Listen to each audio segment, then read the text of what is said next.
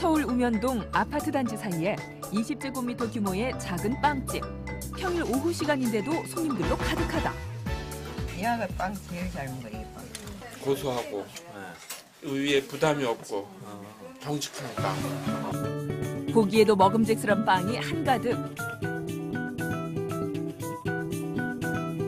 오븐에서 갓 구워낸 빵은 겉은 바삭, 속은 결결이 살아있어 미감을 자극한다. 입소문을 듣고 찾아왔다는 손님은 사진을 찍는데 여념이 없다. 활동한 SNS에 올리려고 건강빵이 제일 맛있는 것 같아요. 여기 특별한 빵이 있다고 하던데 무슨 빵이에요?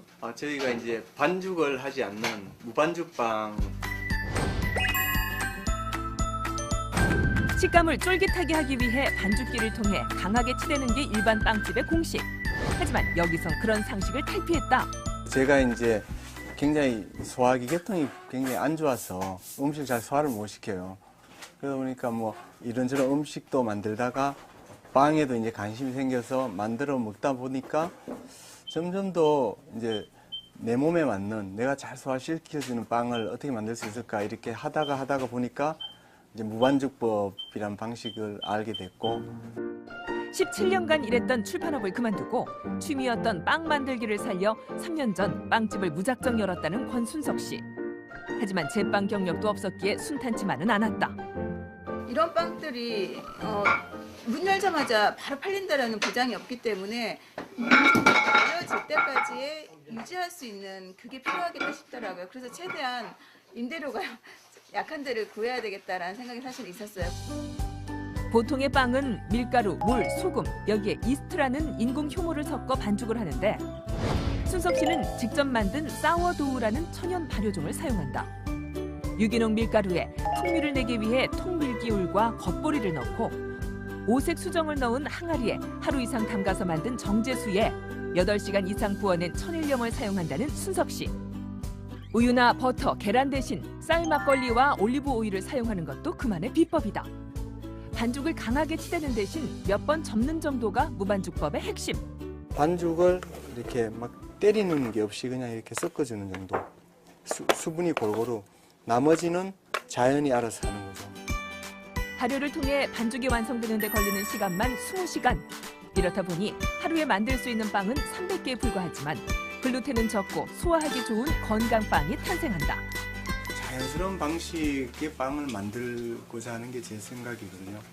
기계로 하는 게 아니라 계속 반죽 옆에서 반죽을 지켜보면서 그 상황을 지켜보면서 하니까 그런 만큼 좋은 빵, 또 손님들한테는, 고객들한테는 또 내 몸에는 이런 빵이 나오는 거죠.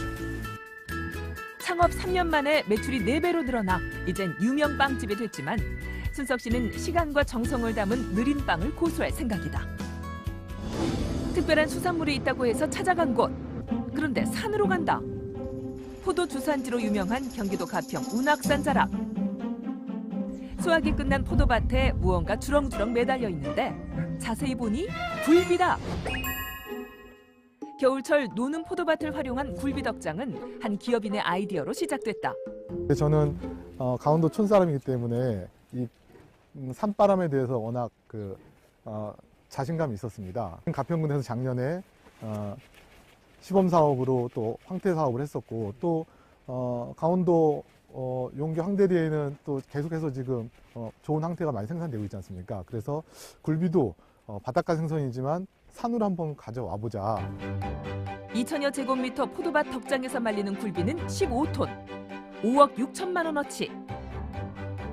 특히 굴비로 유명한 전남 영광에서는 대부분 인공 건조를 하는 데 비해 포도밭 덕장에서의 자연 건조는 처음 시도하는 데다 상품성을 보장할 수 없어 기대보다는 걱정이 많았다. 처음 반응은 걱정 반, 우려 반, 근심 반, 기대치보다는 정말 이제 걱정해 주시는 마음들이 더 많았습니다. 그리고 혹시 실패하면 보시다시피 지금 많은 양들이 지금 걸려 있기 때문에 이걸 다 폐기하는 상황이 될 수도 있는 상황이었거든요. 하지만 15도가 넘는 일교차에 해발 300m 높이의 덕장 주변은 온통 잣나무로 피톤치드가 가득하다.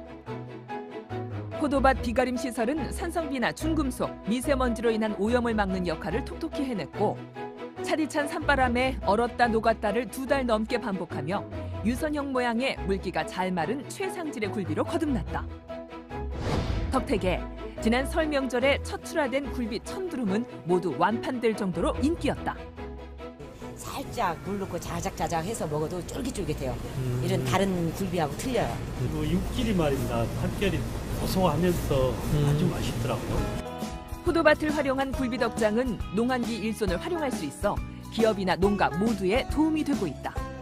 저기 놀고 있는 농한기에 와서 이렇게 덕장을 빌려줌으로써 저희들은 용돈이 좀 수입이 되죠. 건조 비용과 물류비까지 크게 줄인 업체는 성공적인 굴비 건조로 이번 달부터 오징어, 옥돔 등도 가져와 말릴 계획이다. 눈은 겨울에만 내린다는 통념을 깬 업체가 있다고 해서 찾아가 봤다. 여기 좀 특별한 물건이 있다고 해가지고 왔는데. 예, 잘 오셨습니다. 여기 안으로 들어가서 보시죠, 뭐 직접. 영상의 날씨인데도 공장 한켠에서 눈이 내리고 있다. 이제 인도네시아로 포장해서 수출될 그 사계절 제설기라고 하는 기계입니다. 뭐 먹어도 되나요? 네, 물론 먹어도 됩니다. 일반 제설기는 빙점 이하 겨울에만 눈을 만들 수 있는 반면에 사계절 제설기는 냉동장치와 특수장치를 이용해 계절에 상관없이 눈을 만들 수 있다. 냉동장치를 결합해서 순간적으로 소량의 물을 얼려서 눈입자로 그 특수하게 만든 스크래퍼를 이용해서 눈입자를 만드는 기계입니다. 눈을 만드는. 추운 냉대 지방에서부터 이제는 더운 아프리카까지도 설치 가능한 기계입니다. 사계절 제설기에 이어 새롭게 개발한 것이 또 있다는데 실내 스키장이나 썰매장에서 활용 가능한 얼음을 이용한 제설기다. 지난 2000년 스키장 근무 경험을 살려 창업한 김주식 씨. 사계절 내내 어디서나 눈을 즐길 수 있도록 하는 기계를 만들면 수요가 있을 거라는 생각에 개발에 나섰지만 시장의 반응은 차가웠다. 국산 제설기를 오히려 한국에서 더 인정을 안 해준다는 거, 그런 부분이 굉장히 어려웠죠. 한 대 팔을 내면은 뭐 외국에 설계를 갖고 와봐라 했을 때 이거는 외국에도 없이 한국에서 최초로 만든 기계인데 그 설계를. 그래서 해외로 눈을 돌렸다고 한다. 온도가 너무 더우니까는 눈이 내리자마자 바로 녹으면 어떻게 되나 그런 걱정서부터, 아니면 이 사람들이 눈을 못 봤으니까는 눈을 보고 진짜 뭔가 이렇게 반응이 좀 뜨거울까 했는데 내가 생각했던 것보다는 굉장히 폭발적이었습니다. 일본에선 스파 시설에, 필리핀에선 대형 쇼핑몰에, 싱가포르와 브라질에선 빙수 카페에, 태국에선 맥주바에 사계절 제설기가 설치되면서 이젠 30여 개 나라에 400만 달러가량을 수출하는 기업으로 변모했다. 고객이 상상하는 상상 속을 저희 기계가 약간의 실현시켜줄 수 있는 그런 요소를 가지고 있기 때문이라고 생각을 합니다. 기존 제품과 다른 접근 방식으로 소비자들의 눈길을 끌었다는 한 업체. 그런데 직원들의 손과 발에 이상한 것을 착용하고 있다. 이게 순팩입니다. 좀 따뜻한 효과가 있거든요. 팩을 낀 채로 키보드며 휴대폰 조작도 가능하다. 전혀 불편함이 없고요. 네, 타자할 때도 전혀 이질감 없이. 화장품 시장에 얼굴 마스크팩 출혈 경쟁이 벌어지고 있을 때 국내에서 처음으로 손과 발이 따뜻해지거나 시원해지는 팩을 개발했다.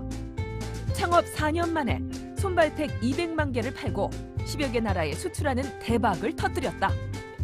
손발 시장이 사업을 한다라고 했을 때 돈이 되냐라고 항상 여쭤보세요.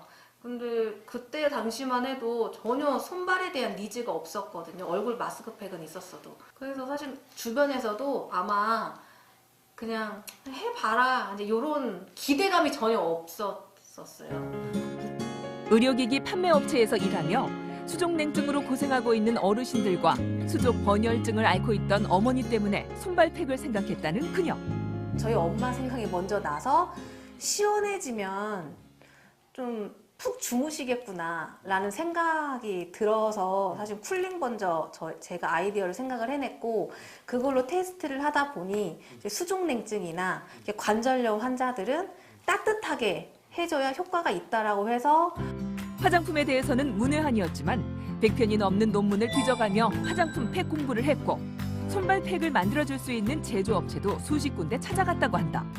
시장이 얼마 안 되는데 차라리 이거 말고 다른 좋은 제품이 있는데, 그러니까 막 다른 제품을 주시면서 이걸로 이제 해봐라 라고 그쪽으로 자꾸. 틈새 시장을 공략한 그녀의 손발팩은 시장에서 좋은 호응을 보였고 창업 첫 해 8천여만 원의 매출은 지난해 20억 원으로 뛰었고 중국 유통기업과 1,000만 달러 계약도 맺었다. 기존의 업체와 똑같은 생각과 마케팅으로는 성공을 할 수 없다라고 생각을 해요. 창의적인 제품을 계속 만들어내자라는 거고 기존에 있는 제품에서 뭔가 하나가 더 새로운 게 포함이 되어야. 오랜 경기 침체와 내수 불황에도 역발상을 통해 소비자들의 취향을 충족하고 새로운 시장을 개척하는 기업들. 고정관념을 깬 역발상이 성공을 부르는 힘이 되고 있다.